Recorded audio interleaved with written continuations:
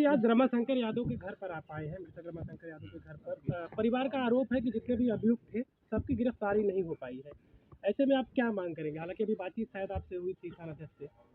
अभी हमारी बातचीत हुई है, पीड़ित परिवार से हम मिले हैं और हमें भरोसा दिलाया गया है कि बहुत जल्द उनकी गिरफ्तारी हो जाएगी। और हमने पीड़ित परिवार को भी कहा है कि अगर प्रशासन आपको सहयोग ना करे या किसी प्रकार की कोई लापरवाही आपको लगती है कि प्रशासन द्वारा करी जा रही है तो आप हमें तुरंत सूचना दे देना। हम हर तरीके से आपके साथ हैं और आप देखिएगा अभी कार्रवाई होगी और निष्पक्ष कार्रवाई होगी, इनको न्याय मिलेगा। इससे पहले बहुत सारे मामले हुए हैं जिसमें ऑन द स्पॉट कार्रवाई होती है योगी सरकार की तरफ से, लेकिन ऐसे तमाम जमीनी विवाद होते रहते और हत्याएं होती रहती है। खास करके यादवों के साथ ये देखा जा रहा है कि यहाँ पर कोई कार्रवाई नहीं देखने को मिल रही है, जिससे कि परिवार संतुष्ट। ऐसी बात नहीं है। यहाँ पे योगी जी को लाना, किसी पॉलिटिकल लीडर को लाना, यहाँ पे जो मसला है उसे हम लोग भी तो आपस में सुलझा सकते हैं। अब सरकार किसी की भी रहे, घटनाएं तो होती आई हैं, होती रहेंगी, लेकिन हमारा कर्तव्य क्या है कि हम किसी के सुख दुख में खड़े हो जाएं जाकर। अगर हमें ऐसा लगता है कि हमारे पास इतनी ताकत है कि हम किसी को न्याय दिला सकते हैं तो हम अपनी ताकत का सही इस्तेमाल करें ना। क्यों हम अपाहिज बने बैठे रहें और सहारे की उम्मीद सिर्फ सरकार से ही करें। हम लोग इतने सक्षम हैं, हम लड़ सकते हैं, तो हमें आपस में मिलके लड़ना है, संगठित रहना है। बस न्याय तो हम खुद ही दिला देंगे। सर आपका आने का मकसद यहाँ पर क्या है?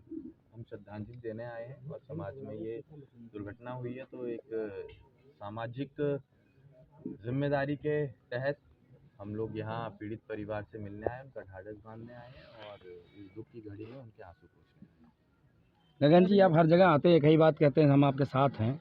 आप जब कोई घटना घटित तब आते हैं, उसके पहले आप वैचारिक क्यों यहाँ तैयार न कौन करें? आएगा? नहीं, ऐसे आपने कहा एक बात, आप क्या पूछ रहे हैं? मतलब कि आप यहाँ पर आते हैं और गांव में बाद ही तो आदमी आएगा ना, घटना से उसके पहले जैसे आप आए यहाँ पर, अगर आते कभी लोगों को संगठन तैयार करते, छोटा छोटा लोगों को न्याय दिलाने की बात करते, जैसे विशाल जी आपके साथ घूम रहे हैं, क्या पर्पज उनका है? ऐसे बहुत सारे लोग हैं। बात आपने कही है कि यहाँ आने से पहले ही हमारा ग्राउंड लेवल पे संगठन इतना स्ट्रांग रहे कि कोई भी ऐसी घटना होने से पहले, उससे पहले पंचायत का खत्म हो जाए। जी, लेकिन मैं फिर से कहूँगा, घटनाएं तब भी हो जाएंगी, समझ रहे हैं आप? क्योंकि ये विवाद जो चलते आ रहे हैं उनका संगठन से कोई मतलब नहीं है। अगर मेरी आपसे दुश्मनी है, आपकी मुझसे दुश्मनी है, तो आप कभी ना कभी तो उसे निकालेंगे ना। तो घटना तो होनी जो है वो होगी, लेकिन हमें बस ये देखना है कि हम ऐसी घटनाओं में क्या सही का साथ दे पा रहे हैं पूरी ताकत के साथ। और आज हम सही का साथ देने के लिए आए हुए हैं सर, ये घटना तो और ऐसे ही आते जाते रहेंगे। जो आपने कहा कि आते जाते रहते हैं, ऐसे ही हम आते जाते रहेंगे। सर, ये घटनाओं पर रोक तो नहीं लग पा रही?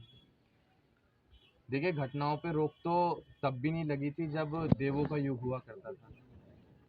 ये तो होती ही आई है, होती रही। मैं फिर से कहूंगा, इस सरकार के तो दावे बड़े हैं कि पहले से अपराध कम हो रहे हैं। आप ये कह सकते हो कि ये सरकार सही आंकड़े आपको दिखाने का काम नहीं करती है।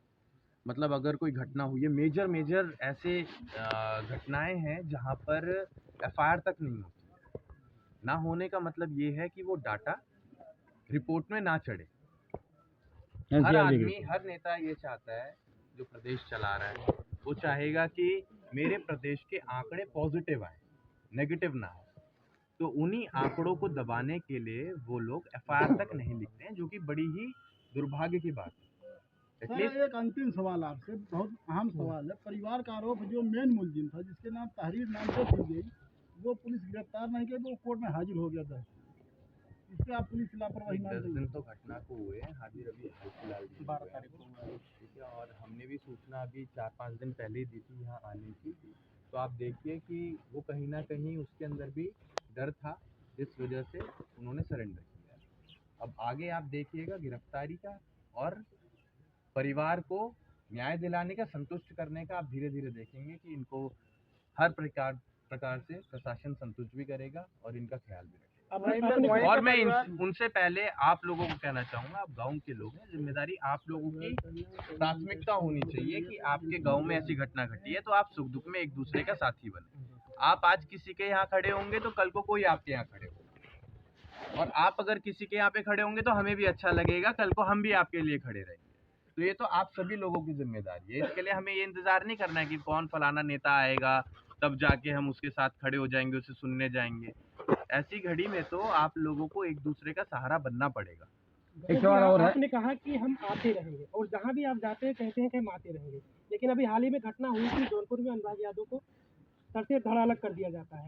आज की वो स्थिति अनुराग यादव के परिवार की कि आज उनका परिवार पूरा डरा सहमा हुआ और वहाँ पर जो सुरक्षा दी गई थी वो भी हटा दिया गया है। हमारी बात होती रहती है। देखो इसमें अब ये मुद्दा दूसरा जहाँ हम आए हुए हैं, आपको पता है हमारा रोज का रूट रहता है कहीं ना कहीं। हम क्यों आते हैं आपको पता है? नहीं, मुझे लगा कि आपको आप याद लोगों दिलवाएं को- कि अनुराग यादव के परिवार की हाल ले रहे हैं आप। हमारे पास गांव के प्रधान का फोन आता रहता है और हमने उन्हें ये कह दिया था कोई भी परेशानी अगर होती है तो हम तक सूचना पहुंचाइए, और नंबर भी तभी सेव हो गया था और हाल फिलहाल में ही हमारी बात भी हुई थी, ठीक है। और हमने हालचाल भी लिया था और हमने ये भी पूछा था कि सब ठीक चल रहा है, और आप उनसे ज़रा पूछिएगा क्या हमने हालचाल लिया या नहीं लिया।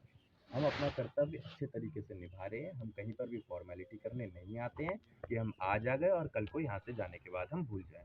हम बहुत बड़ी जिम्मेदारी लेकर आप लोगों के बीच से यहाँ जा रहे हैं। क्योंकि हम जो बोल रहे हैं हमारी इतनी बड़ी जिम्मेदारी हो जाती है कि कल को हमें इसे पूरा भी करना है। कल हम लोग गए थे, अनुराग के पिताजी रो रहे थे और वो कह रहे थे कि मैं आत्मदाह कर लूँगा, क्योंकि उन्हें लग रहा है कि मुझे न्याय नहीं मिल पाएगा। और ऐसे ही तमाम ऐसे परिवार हैं जिनके पास तो लोग जाते हैं, बस उन्हें सांत्वना देकर चले जाते हैं और फिर वो उनके फाइलें दबी पड़ी रह जाती हैं, उन्हें न्याय नहीं मिल पाता है।